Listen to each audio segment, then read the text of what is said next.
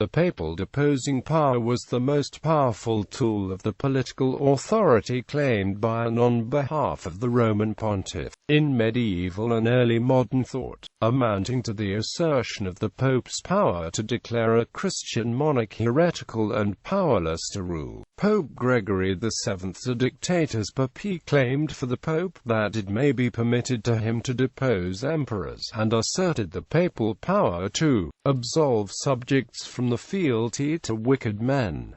Oaths of allegiance held together the feudal political structure of medieval Europe. The principle behind deposition was that the Pope, as the ultimate representative of God from whom all oaths draw their force, could in extreme circumstances absolve a ruler's subjects of their allegiance, thereby rendering the ruler powerless. In a medieval Europe in which all confessed the Pope as head of the visible church, it gave concrete embodiment to the superiority of the spiritual power over the temporal, the other side, so to speak, of the role of popes and bishops in anointing and crowning emperors and kings. History. Some prominent papal depositions. Later historical reception. The claim was contested by both Catholic and Protestant rulers. As part of the ongoing discussion of the demarcation of spiritual and temporal authority, Catholic writers differed on the question of whether the deposing power was an integral part of the Catholic faith, an issue that was debated intensively in the early 17th century. The political points involved were later swept up in the formulation of Gallicanism as a distinctive doctrine limiting papal authority. Roger Widdrington. The Oath of Allegiance formulated for James I of England contained a specific denial of the deposing power. It triggered the Catholic Roger Widdrington's opposition to the unconditional acceptance by Catholics of the deposing power. Widdrington instead used the language of probabilism from moral theology, claiming that the deposing power was only a probable doctrine, not a matter of faith. Archbishop Thomas Maria Gillini, in a letter to the Archbishops of Ireland dated 14 October 1768, the papal legate at Brussels, Archbishop Thomas Maria Gillini, wrote that the doctrine is defended and maintained by most Catholic nations, and has been often followed in practice by the Apostolic See. It cannot therefore upon any account be declared detestable and abominable by a Catholic without incurring, by such declaration, the imputation of a proposition rash, false, scandalous, and injurious to the Holy See. Quote, in a meeting at Thurles in 1776, the bishops of Munster, with the exception of Dr. MacMahon of Killaloe, who absented himself, passed sentence on the Hibernia Dominicana and its supplement, giving our entire disapprobation of them, because they tend to weaken and subvert that allegiance, fidelity, and submission, which we acknowledge ourselves we owe from duty and from gratitude to His Majesty King George III, because they are likely to disturb the public peace and tranquility, by raising unnecessary scruples in the minds of our people, and sowing the seeds of dissensions amongst them, in points in which they ought, both from the religion and their interest, to be firmly united, and because they manifestly tend to give a handle to those who differ in religious principles with us, to impute to us maxims that we utterly reject, and which are by no means founded in the doctrines of the Roman Catholic Church. Quote, the bishops of Munster. In 1774, Munster bishops drew up a declaration repudiating the papal deposing power and denying that the Pope had any civil or temporal authority in Ireland. This was accepted by most of the Catholic clergy and was made into an oath set out in Act of Parliament in 1774. It is significant that the bishops did not consult the Pope. While deploring the terms of the oath, the Congregation of Propaganda considered it prudent not to condemn it lest it increase the hatred of Protestants and the difficulties of Catholics. but the faithful were to be privately warned against it. An English translation of the text of the letter from Propaganda dated 6 January 1776 appeared in Collectionaire Hibernica in 1968. The translator refers to the recipient as Bishop Troy of Ossory. However, Bishop Troy was not appointed until 16 December 1776. His predecessor Bishop Thomas Burke had died on 25 September 1776. The translation is entitled Copy of an Instruction sent to Bishop Troy of Ossory by Stefano Borgia, Secretary of the Congregation of Propaganda, 6 January, 1776. After noting the letter from the Bishop of Ossory, the letter states, "The views put forward by Troy deserve the highest commendation of the Holy See. Whoever takes the oath in its present form affirms, with God as his witness, that he denounces and rejects the opinion that the Pope has power to free subjects from an oath of loyalty taken by them to the rulers." Despite the fact that almost all the old theologians and general councils supported this teaching, such an opinion infringes greatly on the rights of the Holy See. The letter continues, "Nevertheless, if the present formula were declared impious and inadmissible by the Holy See, and if the Pope issued letters to that effect, as did Paul V,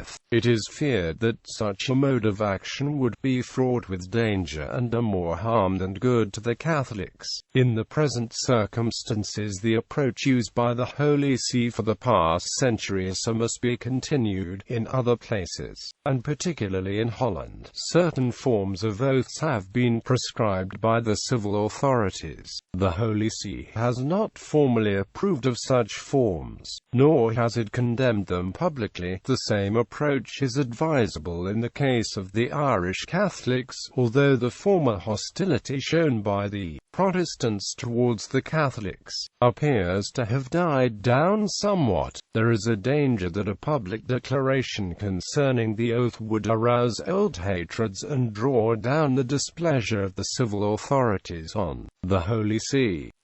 Consequently, the circumstances and the time must be taken into consideration.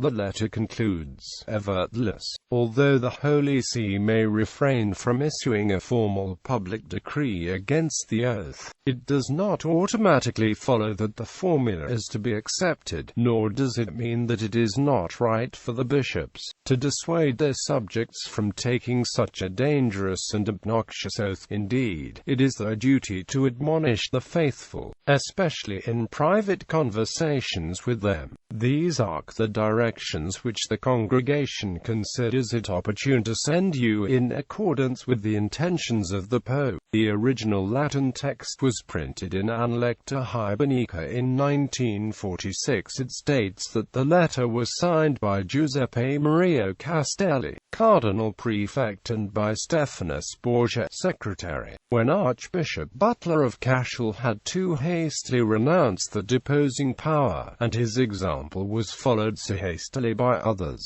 that it was too late to retract, he received from the Sacred Congregation of Propaganda a letter of rebuke, because he had presumed to transact a business momentous, without previously advising with the Court of Rome. The letter stated, "Your duty and the usual respect due to His Holiness seem to require that you should not have determined anything in a business of such magnitude, without first consulting the Sovereign Pontiff."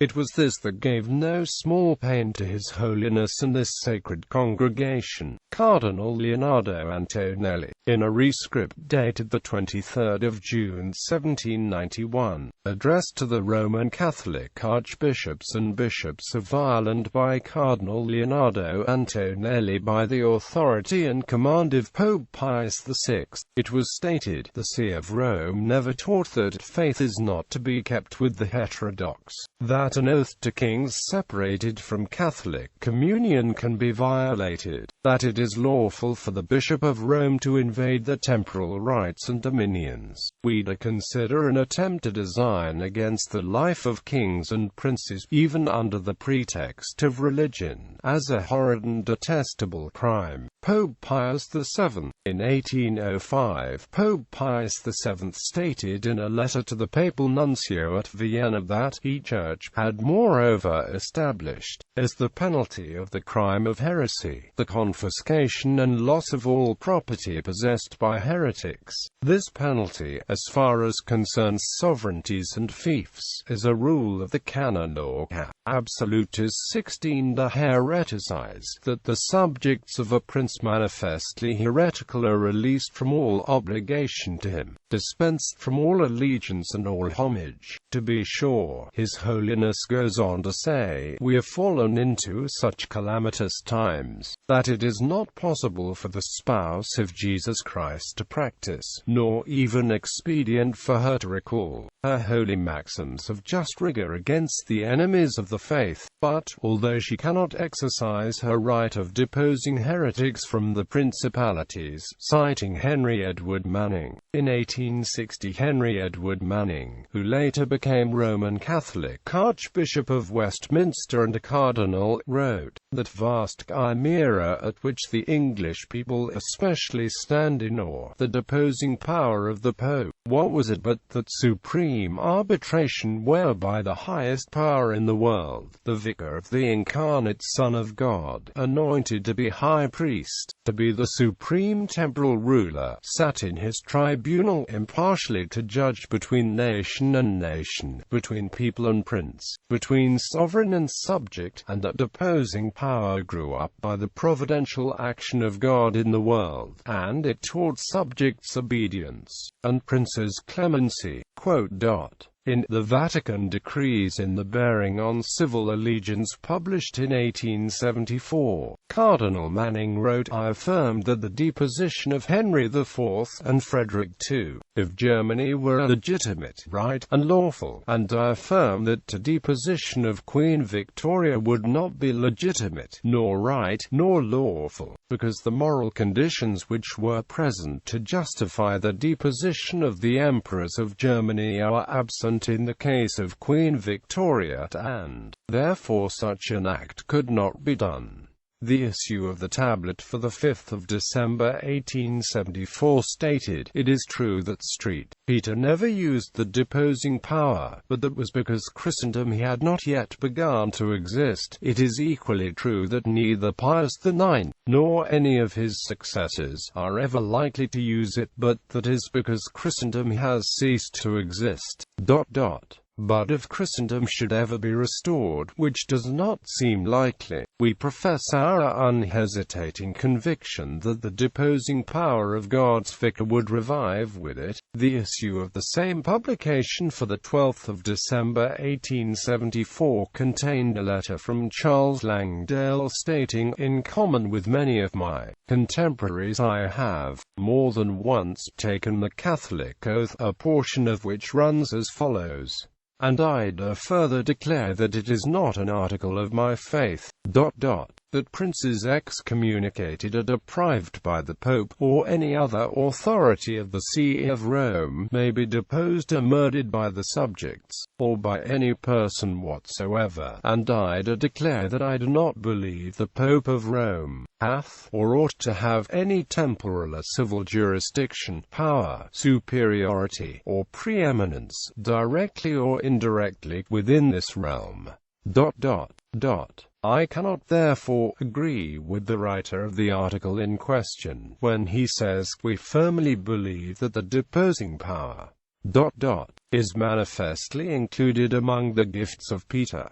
In the issue of the same publication for the 19th of December 1874, the writer of the article wrote, Mr. Langdale regrets my observations on the deposing power because he and others have taken an oath that they do not believe it. We have therefore on one side the popes who actually used this power, the Christian nations who obeyed, and the great theologians who justified it, and on the other, Mr. Langdale's oath. This hardly seems to constitute an equation. It is all on one side, and nothing on the other. 1910 New Catholic Dictionary. In the words of the 1910 New Catholic Dictionary, present-day popes have no mind to resuscitate the deposing power. As Pius IX said to the deputation of the Academia of the Catholic Religion, the 21st of July 1871, although certain popes have at times exercised the deposing power in extreme cases, they did so according to the public law then in force and by the agreement of the Christian nations who reverenced in the Pope the supreme judge of Christ, extended to passing judgment even civiliter on princes and individual states. But altogether different is the present condition of affairs, and only malice can confound things and times so different. Pius IX had excommunicated King Victor Emmanuel II of Italy in 1860 when Victor Emmanuel accepted the annexation of Romagna, and Victor Emmanuel had captured Rome from Pius in 1870. 1913 Catholic Encyclopedia. The 1913 Catholic Encyclopedia's article on English post-Reformation oaths states, "In later days some people might think out of date, inapplicable, extinct, perhaps even a mistake, and that by the time of James I of England, the discipline of papal deposition for extreme case of misgovernment would never be in vogue again, even in Catholic countries."